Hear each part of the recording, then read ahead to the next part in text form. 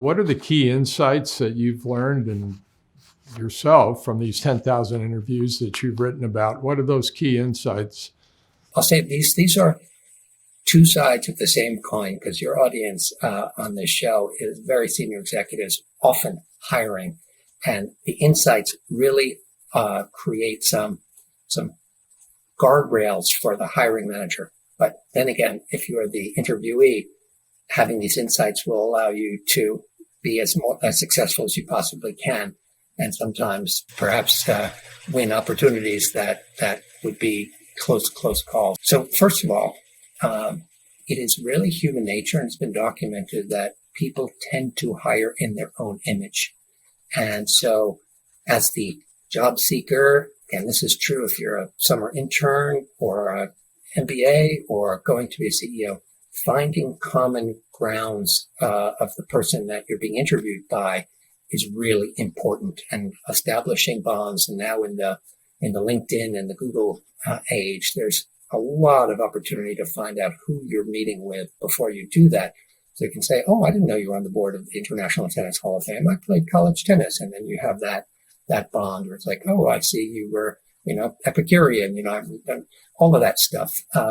So people hire in their own image. The other thing is that people, and Daniel Kahneman and Malcolm Gladwell wrote about this, also about in Blink or in Fast and Slow. People make decisions more with their intuition and with their, let's call it their feeling brain, than with their thinking brain. People make judgments extraordinarily quickly, 3 minutes, 5 minutes, and then they spend the rest of the time looking for data to support the decision that they've made intuitively already. So that's why having a really strong introduction is really important, and having the first couple of minutes, when we're in person, the good handshake and all those interpersonal signals while you're sitting down is essential. And the first question is really by far the most important one. Now, as the hiring manager or the board, it's really important to keep that in mind, because you don't want to hire in your own image. It creates mistakes and also limits the breadth and diversity of your candidate pools, and it really propagates more sameness, and that's really not a formula for success.